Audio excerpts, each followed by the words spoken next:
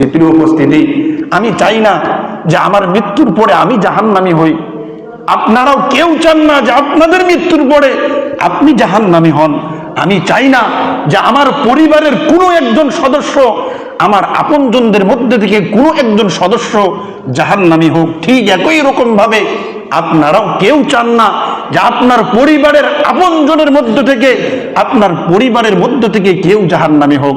সুতরাং আমি নিজে নামাজ পড়ি এবং আমার পরিবার পরিজন, আমার আপনজন যারা আছে তাদেরকেও নামাজের প্রতি উৎসাহিত করি।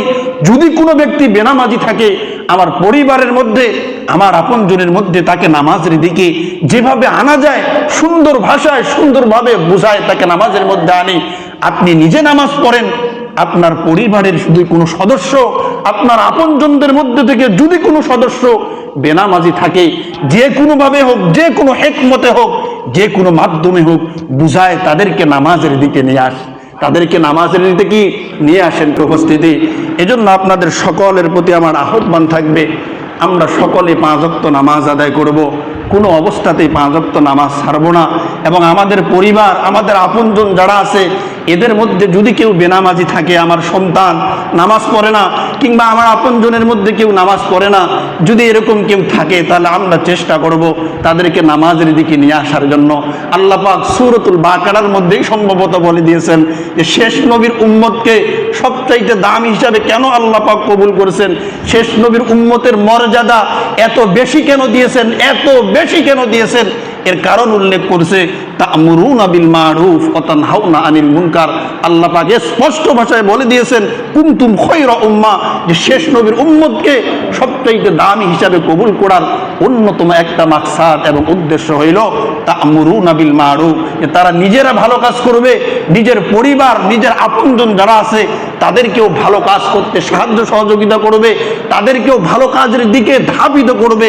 ওয়া তানহাউনা আনিল মুনকার, এবং তারা নিজেরা গুনাহের থেকে, মন্দ কাজের থেকে নিজেদেরকে বিরত রাখবে, এবং নিজের আপনজন যারা আছে, হিতাকাঙ্ক্ষী যারা আছে এদেরকেও মন্দ কাজের থেকে, নিজেদের পাশাপাশি তাদেরকেও মন্দ কাজ থেকে বিরত রাখার জন্য নিজ নিজ জায়গা থেকে সর্বাধিক সর্বোচ্চভাবে চেষ্টা করবে। যে শেষ নবীর উম্মত, এই গুণ থাকার কারণে শেষ নবীর উম্মতকে আল্লাহ পাক সবচাইতে দামি উম্মত হিসাবে কবুল করেছেন, সবচাইতে দাম হিসাবে কি করছেন, কবুল করেছেন। প্রিয় উপস্থিতি, এজন্য সকলে আমরা নামাজ পড়ব। আমাদের জামাতবাসীর মধ্যে একজন ব্যক্তিও যাতে বেনামাজি না থাকে, আমরা সকলেই নামাজ পড়ব এবং চেষ্টা করব এই নামাজটা যাতে করে জামাতের সাথেই আদায় করা যায়, এবং এই নামাজটা যাতে করে জামাতের সাথে আদায় করা হয়।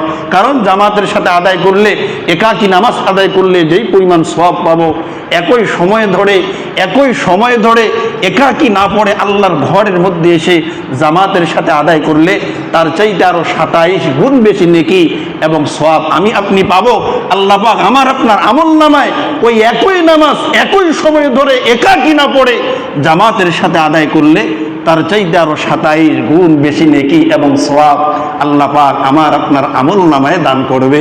আর সওয়াব এমন একটা জিনিস, পৃথিবীতে এর কোনো মূল্য না হইলেও, নেকি কি জিনিস এর কোনো গুরুত্ব দুনিয়ার বুকে আমাদের মধ্যে না আসলেও, যখন আমি আপনি মৃত্যুবরণ করব, পুরা বডি নিস্তব্ধ হয়ে জমিনের উপরে পড়ে থাকবে, মানুষ আমার লাশকে মসজিদের খাটিয়ার মধ্যে উত্তোলন করে জানাজার নামাজ শেষে দাফন কাফন করে মাটি দিয়ে যার যার মতো করে নিজ নিজ গন্তব্যে ফিরে যাবে, আমি একা ওই অন্ধকার কবরে পড়ে থাকব।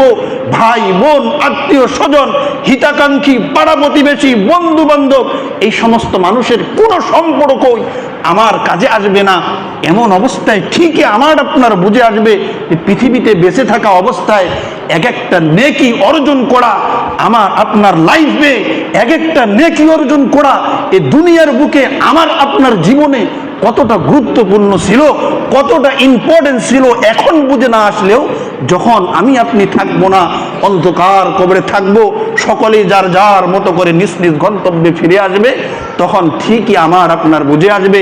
কিন্তু তখন বুঝে এসে কোনো লাভ হবে না, শুধুমাত্র আফসোস বাড়বে, শুধুমাত্র আফসোস কি বাড়বে। প্রিয় উপস্থিতি, তো এই জন্য নামাজটা চেষ্টা করব যেখানেই থাকি না কেন, সেখানে মসজিদের মধ্যে আশেপাশে যেই মসজিদ থাকবে এই মসজিদের মধ্যে গিয়ে নামাজ কি করব, আদায় করব। আল্লাহ পাক আমাদের সকলকে 5 ওয়াক্ত নামাজ সহি সালামতে উত্তম তরিকায় রাসূলের আদর্শ অনুযায়ী পড়ার মতো তৌফিক দান করুক, এবং এই নামাজটা যাতে করে আমরা সকলেই জামাতের সাথে আদায় করতে পারি।